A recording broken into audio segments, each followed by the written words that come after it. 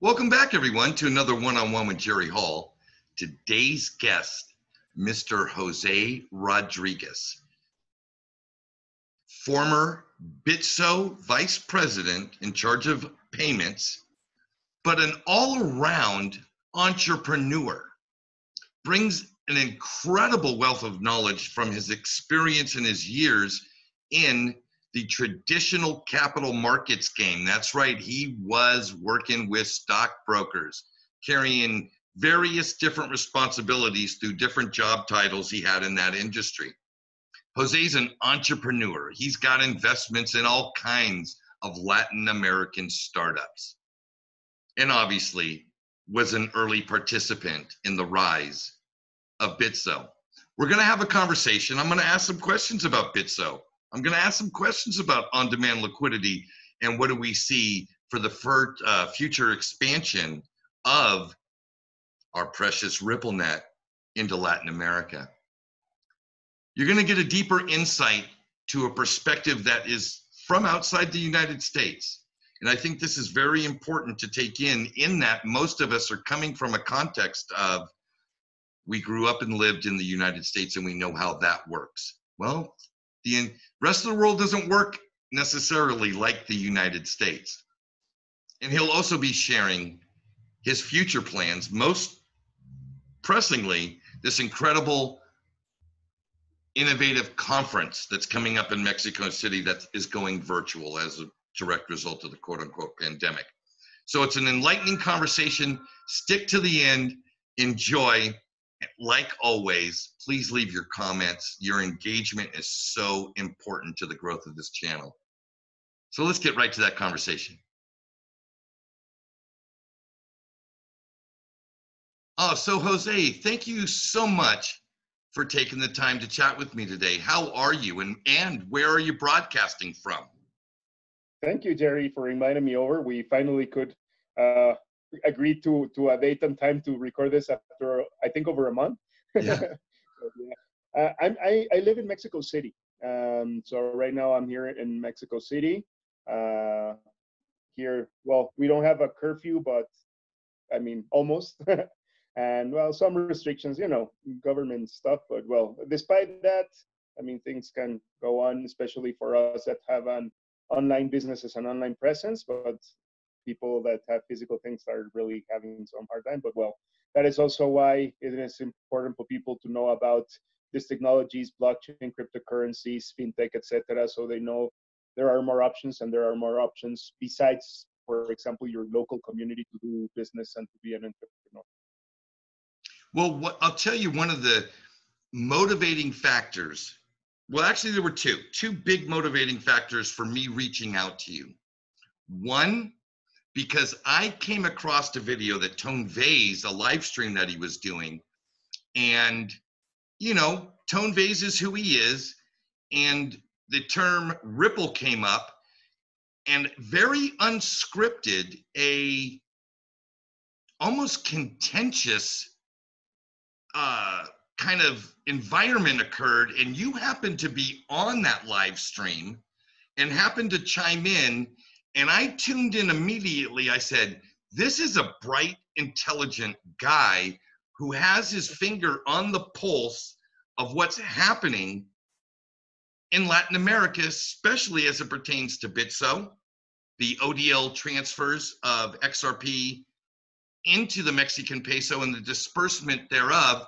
And I'll tell you, it wasn't until after that live stream that I found out that you had ever had any connection to Bitso. I just thought you were, an intelligent, informed entrepreneur in Latin America. And so that was the one thing. And then the other was, as I read up on you a little bit, I'm like, oh my goodness, this guy is an entrepreneur. You are not a one-trick pony. And to me, I think we need in Latin America more people to represent that, because there is a world that's interconnected now. We're no longer constrained by the lack of information and the lack of connectivity, which was the case maybe 20, 25 years ago, right? Yeah. So why don't you tell us a little bit about who you are, where you've been, and what you're looking to be getting yourself mixed up with here in the future. Yeah, thank you very much, Jerry.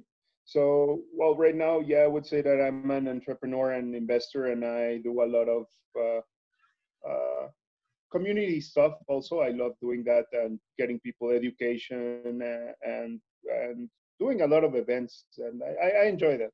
Now I do it online, but well, I also do that.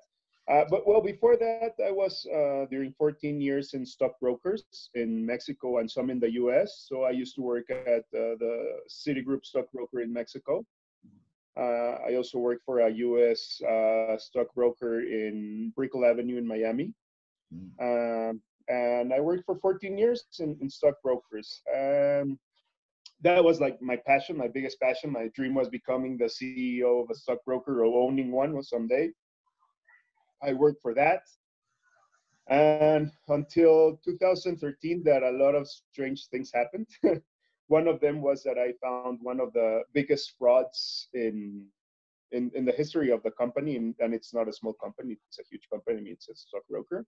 So that made me change and question a lot of things, also that I saw that, well, if things like that happened was because of corruption in the system, and then you get to see a lot more. No, it goes into government, it goes into government officials, international, and well, you've seen in Latin America, there are a lot of corruption cases that have even involved presidents. So yeah, if you leave corruption run rampant in a system that isn't as well structured and in the US, it can get up to that level. So that really disappointed me, and that really got me angry, and that got me into a career in investigation and intelligence services for 5 years. So I helped. I helped like trying to find out what did the bad guy do and trap them. So I mean that was just financial things. So you finding a fraud is trying to find like a hidden treasure. Like there's something there, but you don't know where. There's no map. There's anything, and you need to find out. But well, that's the magic of also being a fraudster. And well, something that lets it do that is just, it's a system because it's an editable system and whatever. So meanwhile, in 2011, I heard about Bitcoin because of a friend. Bitcoin was really, really young. The first companies were just starting, and the first companies like Silk Road, Mt. Gox, I mean, nothing that is known right now. And there weren't any nice interfaces. For example, blockchain and Coinbase started in 2013, 2 years later. So those are one of the few companies from over there that still survive. And those were one of the few use cases. And it was very funny because a friend that showed me Bitcoin showed me all this thing. And I told like, okay, it's cool. And I have run international systems. I have run international systems for when I used to work in the stockbroker. First, I managed the treasury. So that is where we did all the IPOs, managed all the customers' money, managed all the company's money, etc. And that's where you move all the money and all the stocks and everything to the right part and move it out, and also into international markets. Then I started running international pension funds in all Latin America and moving stocks from US, Europe, Africa, from all over the world into pension funds. That's also something very complex because it involves a lot of specialty and very custom-made systems from all the banks. That's like how you do international arbitrage or international ADR programs, etc. So that was like a really strange Frankenstein. So when they showed me Bitcoin, I thought, okay, it makes sense, but this isn't friendly and there are no use cases. And I asked my friend, so what can you do with this Bitcoin? And she said, transfer to someone that also has a Bitcoin wallet. And who else has it? Well, you have to find someone online on a forum. So there wasn't much. So I told him, so what can you buy with this thing? And he told me, oh, well, there's this place called Silk Road in which you can buy drugs and guns and etc. And I told him, come on, man. And my friend, he lives in the most hippie area in Mexico City.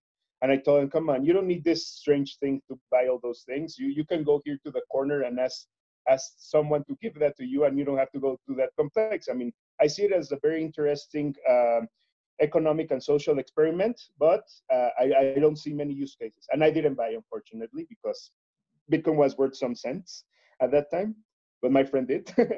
And then 2012, I started investigating, and 2013, I started my first startup in Bitcoin and blockchain.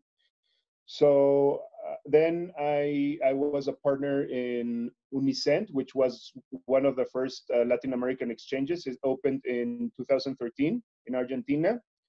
In 2014, I became the CEO in Mexico for that exchange. And meanwhile, I also got involved into other projects. One was a crowdfunding that was going very, very well, and then it crashed. So not all of your businesses and entrepreneurships and everything that you start will go great, even if it's a great team. That had one of the greatest teams and greatest promoters and salesmen, but it was a hack, so it was out of hands. So sometimes that happens too in this world.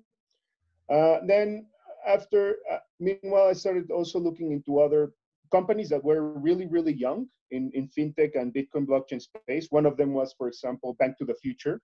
That Bank to the Future actually funded Ripple and funded lots of companies. For example, right now, Celsius Network is getting funded there. It's an equity crowdfunding where you can invest from $1,000. And if you look at the companies that have invested there, it's almost a who's who of the big companies and the companies that have gotten institutional investors. There's Coinbase, there's blockchain.com, Bitso, right now it's Celsius, Bitfinex, Uphold. So you have the big companies that have gotten actual institutional money. I got into that in 2015. It was really, really young at that time. It was a little startup that was doing equity crowdfunding for fintech. Right now, it has almost processed $1 trillion on funding. So that's huge. That's more. I mean, that's more than many banks, for example, here in Mexico and Latin America. And I started getting in all these projects involved, not because of money, because at the time there wasn't any money. I was actually still working for the stockbroker and putting my wage into starting making. No one taught me how to be an entrepreneur or having a start. I just started it by myself and asking people and reading and looking at videos. The same thing that I did with Bitcoin. And when I like something, well, I know when you, like everyone know, when something becomes a passion, you really like it, well, you invest time, and I invested time in also things that became businesses. And well, that's how I started. It was very trial and error. It was also a lot of experience. I have made and lost a lot of money in the way. It's part of the experience, but also a great adventure.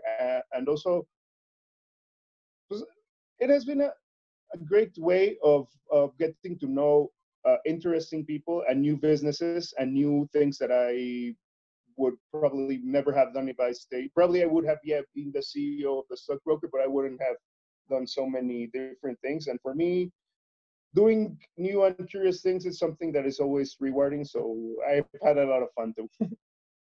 No, fascinating background. And I was absolutely correct. You are an entrepreneur. You have that spirit.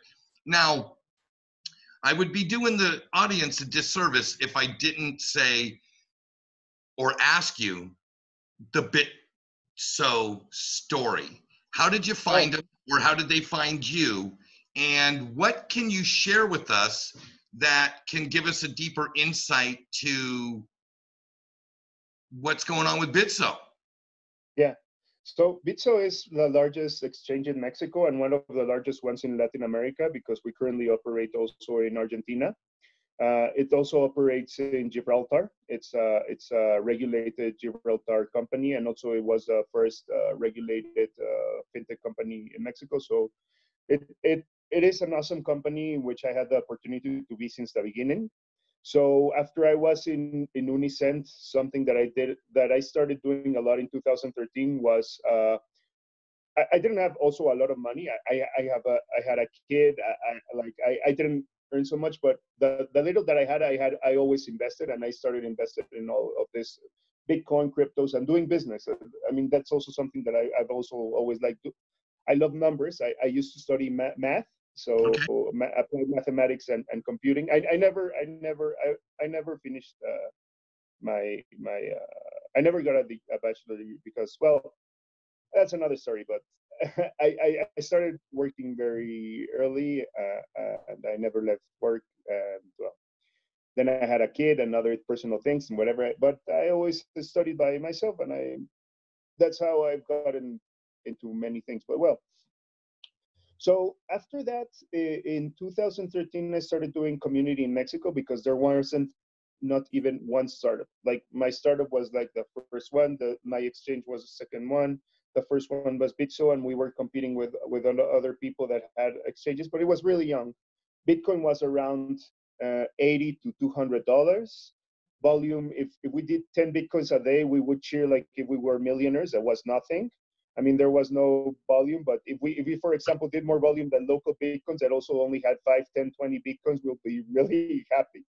And it was just starting. So I started doing community. I started doing meetups. I started doing everything that I could, going to events, meeting people, traveling, going to a lot of meetups. People always ask me like, hey, what book or movie can I read to become something? No, there isn't one. Like it's yeah, biographies for me has helped a lot, and meeting cool people and speaking with them, that has helped me a lot in my knowledge over time. But the only way is to study and do hard work, and learn to study by yourself, honestly, and try to find the best people to find out like the best thing in less time. But that is also an investment and something that you learn through time and experience. It's not like I wouldn't have been able to do this 15 years ago, for example. I didn't have like the connections, the experience, and everything. So it's also experience and time, and how you take advantage of time. So I started all this, and I started the communities, and I also started communicating with the Mexican Central Bank, because on the other side, well, I already work with regulators, central bank, and all of them. So now I started doing it in parallel for my businesses. Then I started knocking on their doors until I got the first meeting with the Mexican Central Bank. So they opened the doors for me, the head of payments, the head of corporate affairs, the head of technology, and the head of payments. So I met with them, and at the time I already was running we were running. I wasn't run, but I was part of the team running the exchange in Argentina, and we were opening the exchange here in Mexico. So I was in charge. I was the CEO here. So Pablo, before that, the CEO and the co-founder, it was Ben, Pablo, and then Daniel, who is the current CEO. And so Pablo knew me from a common friend. He used to live in Canada, so we didn't know each other physically, but a friend told me, hey, you are doing some stuff with Bitcoin, and a friend in common wants to meet you. And he says that he lives in Canada, but he wants to invite you to dinner and something to drink. And it was Pablo. And he told me like, yeah, I'm starting this little startup, and I'm going to move to Mexico. And I used to live in Canada, and we're going to open. And I'm cool, man. I mean, there isn't any startups here in Mexico. I'm starting startup too, so it's gonna be cool. And yeah, let's look forward what we do. And then I got the appointment with the Mexico Central Bank, and Pablo was behind me, like invite me, and I already knew that he was gonna be my competitor. Uh-huh. And like, nah, I'm not gonna, you're gonna compete with me. And he was like, no, come on and invite me over. And now he has always been a really cool guy. So I told him like, no, that isn't my aim. So I come from a market where you are fighting for $1 trillion of share stock markets, and we all cooperate. It doesn't matter if you are Citigroup or BBUV or HSBC or whatever. Yeah, they do bad things, but they also cooperate to create also systems and networks, and do stuff. So well, they do also associations to do lobbying, like Bitcoin and etc. When they try to harm their industry. And I told them like, if those guys can cooperate, well, we can. I mean, we're a miniature industry, so come over. And so I invited all of my only two competitors and another two friends, and we met with the Mexican Central Bank. That's how I started the relationship with Bitso. We were competitors, but we had a good relationship. And a year afterwards, in the second Texas Bitcoin conference in 2015, the first one was in 2014. That was a really cool conference that was done in Austin, the first one. Vitalik was there pitching Ethereum. it wasn't yet launched. There was Andreas. It was a really cool conference. And then the second one, they invited me every year as a speaker there. So in the second one, I was out with Pablo drinking and with Ben. And then they started telling me like, hey, man, we want to invite you some drinks. I'm like, okay, we want to talk with you. Okay. Like, so we're looking into the same customers. Yes. We're looking into the same alliances. Yes. We're looking into the same investors. Yes. We're looking into the same everything. So why don't you come over with us? And that's how we started. And that's how I become VP and then VP of payments and a partner in 2015. Actually, 5 years ago, Yeah. just in 5 years ago, I became a partner there. And well, I started also investing in all these little startups that right now are so little. And also not only investing money because at the time I also still didn't have much money. So something that I've always invested, it's my time and knowledge in. And for example, that's something that a consulting firm, etc., does. But I do it for someone specifically that I really want to get into the company. So that's what I get involved in company. And not always about money. And for example, that's Talent Network, where I now work. That the aim is it's completely different. It's not a for-profit. This is education and reaching out for more people to get to know science, technology, and professional development, education, and there I have the blockchain part. So that's how I started with Bitso. I was VP of payments. I was VP of trading and institutional sales. I no longer are a full-time employee there since over a year ago, but I do still work and collaborate obviously with Bitso. I still a partner. You can still see that I from time to time do some interviews and I do some PR jobs and I also do education and events. Um, that's how I started, and that's how I became a partner there in Bitso. No, that's a wonderful story. And now, obviously, you and I have a lot of things in common. I'm working on educational material, both in English and Spanish, to promote financial literacy that I hope will help give everybody a leg up, because I honestly believe at the core of much of the tension that the world is feeling right now is centered around income and inequality. And I believe if people had the tools to understand how money is just a tool and can be used to make more money to create prosperity, that we would have a lot less frustration and angst in the world. But that's a whole nother topic for a whole nother time. What's really fascinating and curious for me, and I'm sure the viewers, is that at the same time that you were a vice president at Bitso and in charge of payments, that happens to kind of coincide with Bitso's early relationship with Ripple. And if there were any insights or history that you could give us about what it was like being on Bitso's side of that table, I'm sure the audience would love to hear it, because we're all hungry for that kind of information. Yeah, so Bitso started as the first Bitcoin versus Mexican peso exchange. Now, as I told, all these different countries, over 1 million users, and one of the first teams that also was a young team, but it was an upcoming, fast growing team was Ripple that trusted in Bitso, and on the other side, they did. So they have invested in Bitso in the company. So the company Ripple, because that is also part of the confusion and the debate I had. There is a company that used to be called Ripple Labs, which is Ripple, which is the one that creates all these products. So the actual company, not the token, is an investor in Bitso. And they also got funded through Bank to the Future. So it's all like around.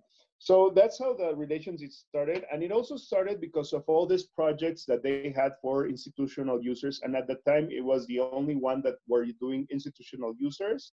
And one of the few companies that had actually got funding from institutional investors, and not only institutional investors, financial institutions, naming banks and the venture part of banks and financial institutions. So it was one of the first companies that actually got that, and it had like this seriousness to start. So they invested in Bitso, and one of the first products that we launched, like part of their investment is also obviously to develop the technology.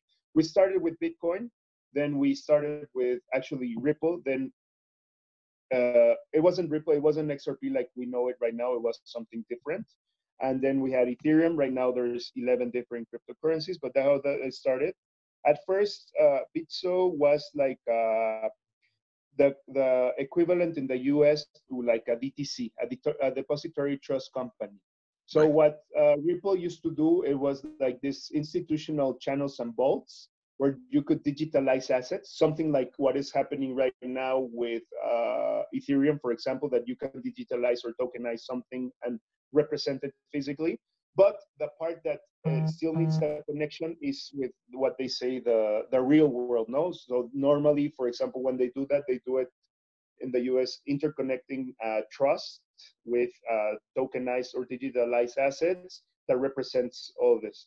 So they used to have a system like that in which they had like these trusted companies or vaults to digitalize the assets, to be the custodian, and once the custodian had it freeze, they were in their networks and they could even do like very interesting exchanges because there wasn't much liquidity, to be honest. It was really early, but they had some very interesting things. They had even gold. So they had different currencies, and the different currencies, each one of the exchanges that they partner with were the custodian. So they actually did have a network, and we used to have.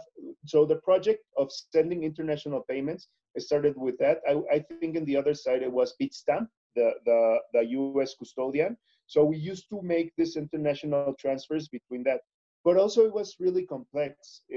The way that they created the asset, it was not something, and that is still not only in Ripple, but in many crypto companies, the UX and the UI, the user interface and the user experience is still very bad in most of the products. And you understand it, it's a young industry. It has 11 years at the most, Bitcoin.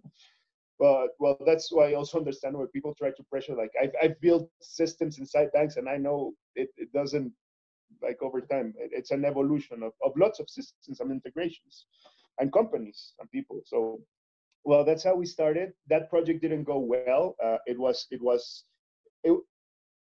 very early. I mean, not even the volume for Bitcoin was great. The volume for this project wasn't either, except for 1, 2, 3 big customers that used it for arbitrage or international payments. So we quit it after some time with that project, but we continued collaborating with Ripple. After that, they started with the investments and the relationship with this international remittances and payments companies, like we know right now, in which they have already even invested in their equity. So they started afterwards those relationships, and were looking into bringing them to use their solutions. And one of their solutions was all this that they right now have now: instant payments, trusted custodians. Like it was an evolution from this part, and now to do it with their current XRP and the different systems that they have. So after that, they came back, and actually I did an event with them here in Mexico in 2016. And they besides doing all that, I really enjoyed doing events. So I have done over 100 events here in Mexico. And they told me they wanted to do an event for only institutional users. I thought, okay, let's do one for institutional users, and also let's do a meetup. And at that time, it was the biggest event that they had ever been in their life. So we did a private event. I helped them put everyone. I invited the Mexican Stock Exchange. I invited regulators. I invited the Mexico Central Bank, stock brokers, banks, like that. Where the focus of the product was, and for them to pitch and to teach them like what were they trying to do. So we did a very nice private event in the W Hotel here in Mexico City. And the next day, we did an open for people meetup, and over 500 people signed up. and we had like 200 people in the event, so they were very happy, and I think it was also one of the biggest events that they had. So they were already exploring that, and now, well, that evolved. I no longer have the payment side, but they did now the corridors for. It started with little experiments to transfer money from families and looking international payments. It has been also a work that has been for over 5 years, and now integration and technology has evolved, and also, well, on both sides and interest, whatever. And now, well, yeah, Bitso is processing over 5% of the remittances in Mexico, US, which is currently the first or second biggest corridor for international currencies. Well, let me chime in just for a second, because you brought up some really incredible things. When I first got into the digital asset space, I remember so distinctly, I watched a video of Chris Larsen, the founder of Ripple, demonstrating to an audience. Now, this is back when they were OpenCoin, and he was demonstrating a wallet and the functionality of this wallet to interface with a large amount of different quote unquote forms of value, gold, sovereign currencies, and digital assets. So he did an example of XRP with Bitcoin to various wallets, and you could see it on the screen. He did it with gold. He did it with euros. And that was the aha moment for me. I said, okay, this is the technology that is going to bring finance and turn it on its head, right? And you described a lot of that being part of Bitso in the early days, that those were experiments that you guys were a part of. I think that's pretty cool. Today, obviously, Ripple is pivoted from a consumer-facing product line and use of that decentralized exchange on the ledger. However, right, the public sector, guys like you and me and entrepreneurs out there, specifically Wietse Nguyen and his team in Denmark with XRP Labs and their banking app Sum, which is utilizing all those features of the decentralized exchange on the ledger for value transfer of one thing to another. It's so incredible to me, the innovation, how people are picking up on value and they're building on value. You know, I see you doing it with the various enterprises you're involved in. I see companies like Wietse Nguyen and his Sum app, as well as all the other stuff that XRP L Labs has got going on.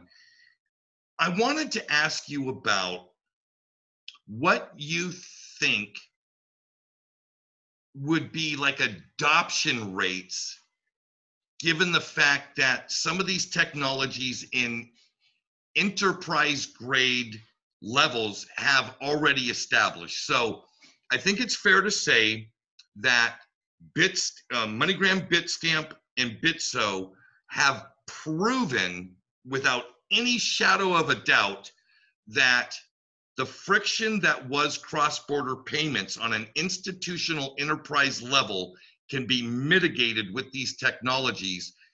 What do you think the other barriers for greater adoption are, given the fact that the technology is proven to be sound and viable? Yeah, so before this, we were talking about the world outside the US, which is normally the focus. And yeah, I understand why. It's the biggest economy in the world. It's where most investors are, and it's where most companies are based.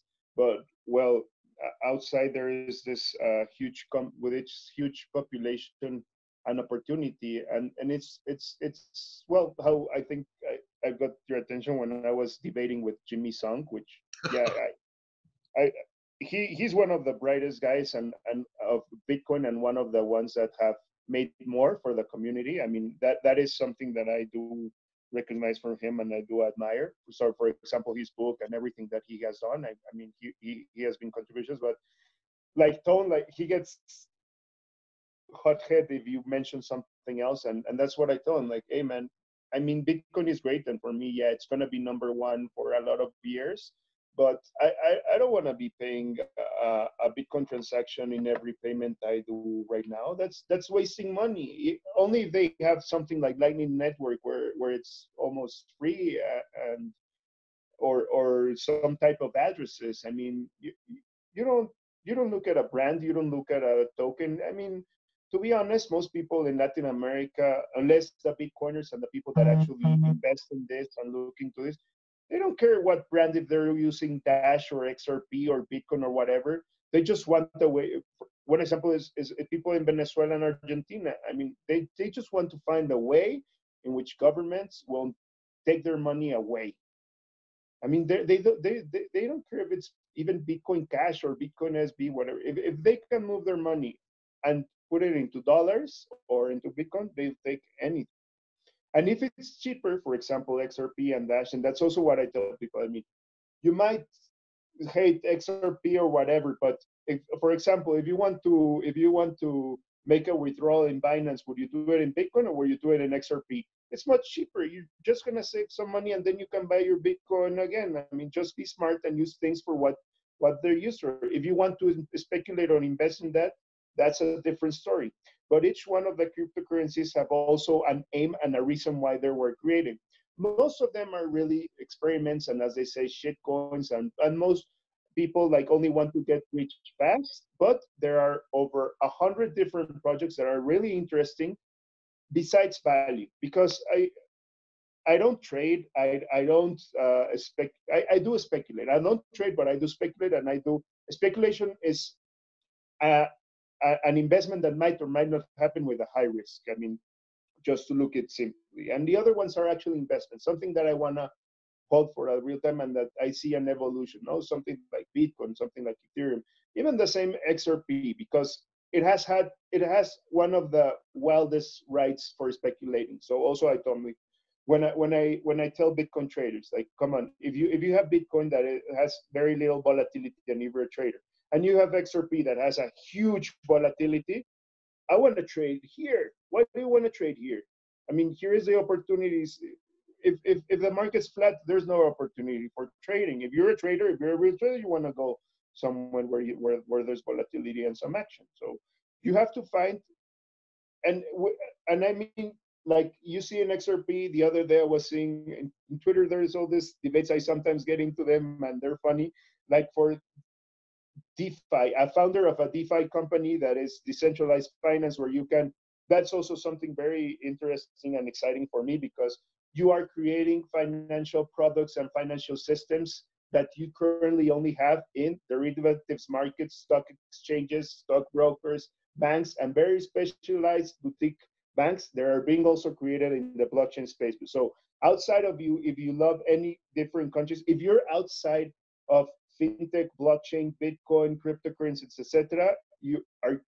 It's not the future. It's something that it's happening. If you want to do adoption, all banks are using it. All banks are exploring. Most central banks are doing it. All companies are doing. All the economy right now is in a wrecking machine. So that also accelerates, unfortunately, adoption, because financial systems and currencies are failing. What is happening right now in the United States of the money printer, and then comes inflation, and then comes other problems, have been happening in Latin America, Asia, and Africa for decades.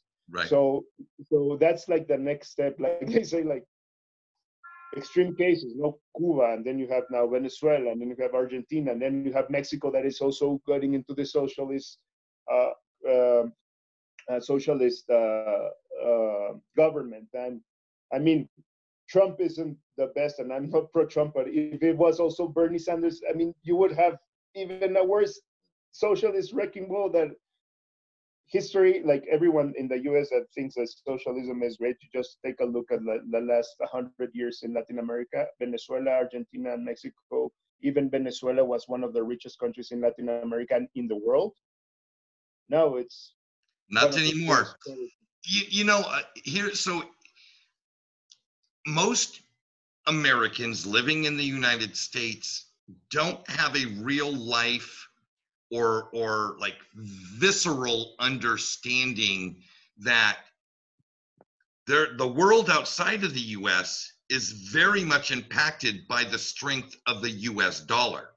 And as other countries, their actual purchasing power gets devalued relative to the US dollar, it makes you do things. I mean, you have to make decisions because purchasing power is everything if you're a human being having to buy groceries, but it's also very, very critical if you are a business trying to conduct business, whether it be importing, exporting, what have you. So I'm going to come back to the question, do you believe that the US dollar to Mexican peso corridor that was established with Bitso and Bitstamp, specifically using XRP to convey that value, do you think that it proved itself in the world, and what kind of timeline do you see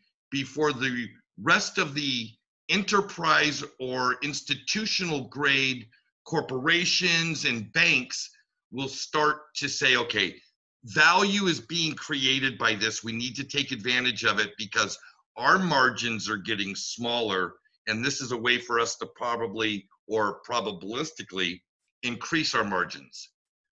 What, I mean, do you have any kind of forecast to adoption? I mean, I don't have an actual forecast, but Oh, okay. the market share that Bitso has been able to do in remittances, it's something that most banks in Mexico would wish for to have someday in their life. So it is an important achievement That's for a company substantial, right? Sorry? The term I come up with is substantial. It had Okay. Bitso's volume has been incredible. Now, correct me if I'm wrong. The remittance portion of Bitso's business, as it pertains to XRP, has exceeded the percentage of business from the rest of the exchange. In other words, it's the largest part of Bitso's business is facilitating these remittances. Am I correct or am I incorrect in that knowledge? XRP is consistently the first or second market in volume share for Bitso, surpassing other bigger like Ripple, like Ethereum and Bitcoin. So it normally is number one or number two, and in the last 3 years it had always been number two or number three.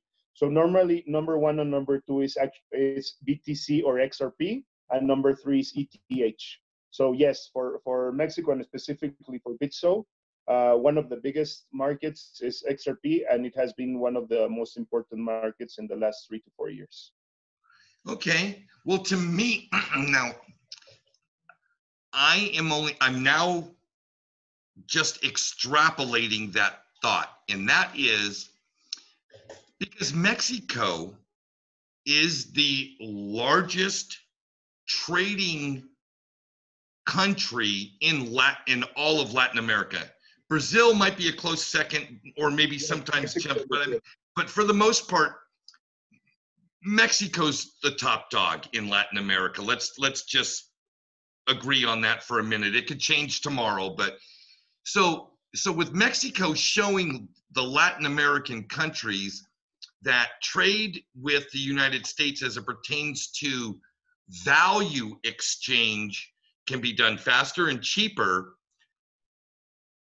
How much time do you think needs to go by before Brazil turns the switch on, before Colombia turns the switch on, before Costa Rica, Panama, these other countries that do export and import goods, not just from the United States, but from all over the world? I mean, every one of these coastal Latin American countries have ports. They are trading internationally. And it would, to me, be a natural fit for a product fit for an ODL process, whether it be corporate to corporate, bank to corporate, corporate to bank, doesn't matter. What are your thoughts on that? Do you see that expanding? I wish it did, but it's very hard because regulation. So the barriers So are that is, regulation. yes, that is why cryptocurrencies and this type of use cases haven't developed in Latin America, and why it's so hard. For example, for us, we have to be like very uh, careful in what part of the process you're involved to not be a money to not need a money transfer license, to not need, because if you start touching certain parts, and oh, you need this extra regulation, oh, you need this extra law, or you need this extra payments, you need this extra license. So that is something really hard. If you're trying, I mean, crypto startups right now in the US and Europe, it does get funding with a lot, but in the other parts of the world, if you give them a New York cost for regulation, you would never have startups in your life. You would never get that funding just to overcome regulatory issues. The So barrier to entry is it's cost prohibitive. yeah, and also Yeah, in yeah. Colombia, I mean, there are some countries in Latin America where they have threatened the whole industry and closed down accounts. In Mexico, they used to do that to Bitso and to the fintech companies 4, 5, 6, 7 years ago. They simply, a bank found out you were a fintech or you were a Bitcoin or blockchain company and you were going to compete potentially, and they didn't like your business. They just shut your accounts. So you kill the whole industry, and that is something that doesn't happen anymore in Mexico. It's something that regulation did help for, but it's something that is happening all in Latin America. See all of those stories. I lived in Argentina. In Argentina, when we used to have the exchange in 2000, I think it was 2014, the central bank and the office of the president simply sent a letter to all the banks saying that they had to close their accounts. We were the only exchange in Argentina with bank accounts. They closed their accounts and they sent us a letter saying that the central bank has asked them to close their accounts and please ask for a check. I mean, we were an exchange with hundreds of people operating. We were a running business, and from one day to another, you're dead. So that is something that is really hard for regulation. If there wasn't regulation, two things would happen. One, yeah, adoption would skyrocket, but two, frauds also. That is something that's always a problem here in crypto space. And there's a lot of people that are fraudsters, a lot of people that only want to look at the short-term gain, like you see the ICO mark and whatever. So that is also the equilibrium when you're trying to get into like regulated and observed industries. I do agree that in most of the world, especially in the United States, it's absurd the amount of vigilance reporting and information that you need to have, even Yeah. to have money. Wow. Like if most of the world had to comply with US regulation to become an investors, most of the outside world of the US, there will be any investors. And you see it in the numbers. Even in Mexico and Latin America, it's impressive because here in Mexico you have 120 million people, almost 130 million. So that's almost like a third of the US population, I think. And we only have 300,000 investors. So that's less than 0.3%. That is nothing. US has like 40% of investors in their population. So that is something, like you were saying, financial education is very important because, I mean, to be honest, most of the people do not care, once again, if it's XRP, Dash, Bitcoin, etc. We just give them a solution that has their money faster at a better rate and completely transparent, and they don't even need to know that we use that cryptocurrency or Bitcoin or XRP or Yeah, whatever. just like They just know does, that. does anybody really care what protocol is allowing you and I to speak over camera and record it? I don't care. No, I, no, and it's also something very unfair that they do to, for example, Dash. I do agree that Dash also has a company, and I mean, whatever. So they do have a budget for marketing, and yeah, it's their aim, and that's why they did the crypto and a lot of things, and it has also been evolved.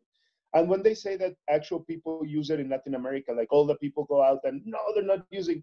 I know the people that are doing those jobs. I mean, you're just trying to bash their work because you don't like their crypto. Come on, man. They're doing financial education. They're showing the people how to use.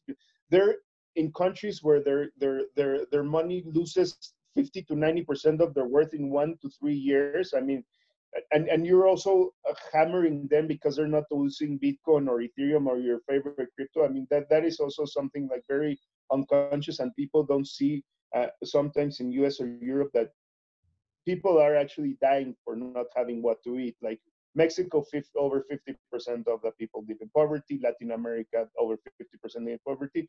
US is a different story. Over 40% is middle class. Over most of the people, millionaires and billionaires, live there. Like, yeah, inequality, but Mexico has one of the richest guys in the world. And the other side, you got 50% of the population in poverty. I mean, yeah, there are unfair conditions, there will always be, but these things and freedom and having freedom of choice, and in this all these tools and things that we are building or building that we are showing people is to help them have a better life with their finance and to their interaction and with their systems and whatever. It's I mean, and that's something that sometimes they have a very obtuse way of saying that. No, I mean, if it's a Bitcoin fan, it's only Bitcoin. If it's a Bitcoin Cash fan, it's only Bitcoin Cash. If it's a Dash fan, it's only Dash. I mean, no. I mean, just for having those narrow view, you're getting all this different technology and information out.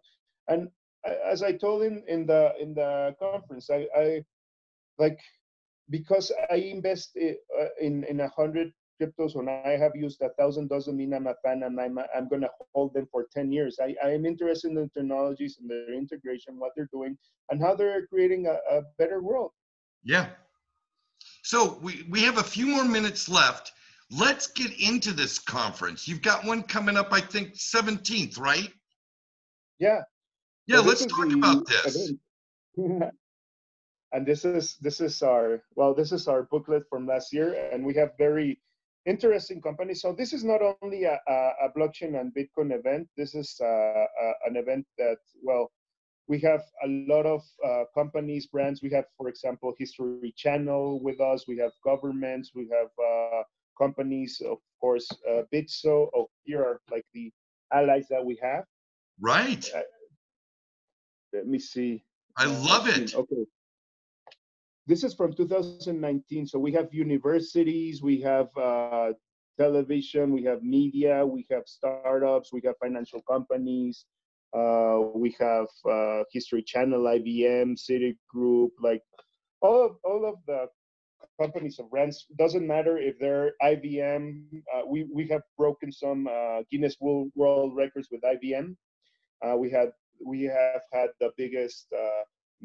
The attempt of the biggest math class. We have the Guinness World Record of the biggest robotics class and the biggest AI class in the world. So we also try to yeah. And well, we have a lot of themes, but one of them is blockchain land. That's where I'm when I'm the director. So it used to be the biggest event in Latin America for technology, science, entrepreneurship, and business. Right.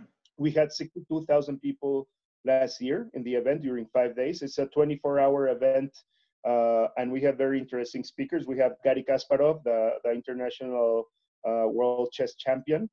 We had Randy Zuckerberg, the co-founder of Facebook.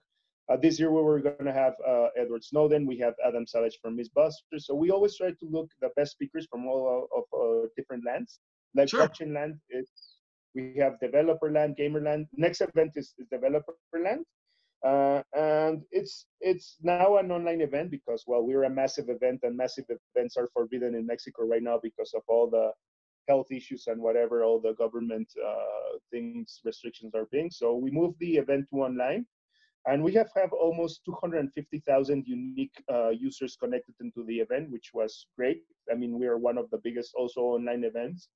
And we just started 2 weeks ago our news sites. And right now we are also one of the biggest news sites for science and technology in all Latin American and Spanish countries. It's called Talent Republic TV. The event now, the online event is Talent Land TV, and the physical event is Talent Land MX.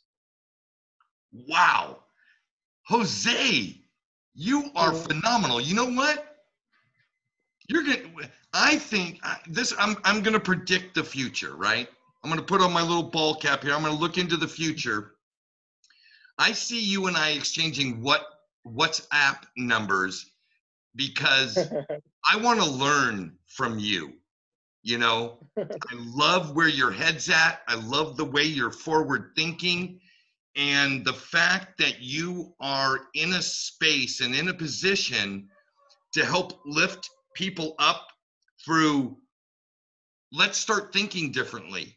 Let's start using some of these technologies so that we can uplift each other, uplift our nations and our countries, and join the party just like the Americans and the Europeans. Why not? Yeah, You're my hero, man. You're my yeah. friggin' hero. I mean, yeah, no, thank you. No, Mucho, I mean, so mucho not only me, gracias.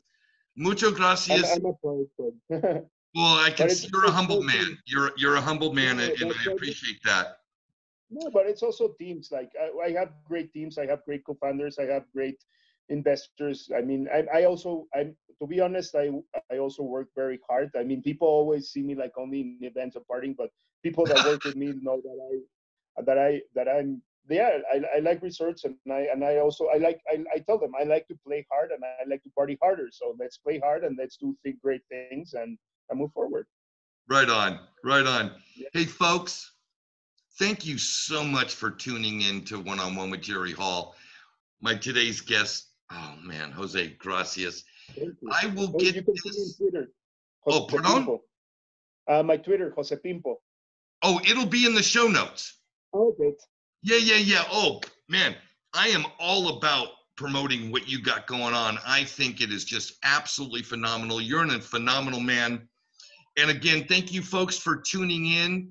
I hope to continue to bring insightful, incredible guests that help kind of broaden your horizon a little bit and put a smile on your face, because even though the market price is down today, the roads and the infrastructure continue to be built, and the tomorrow that we saw is not that far away. So from Costa Rica and Mexico City, Pura Vida.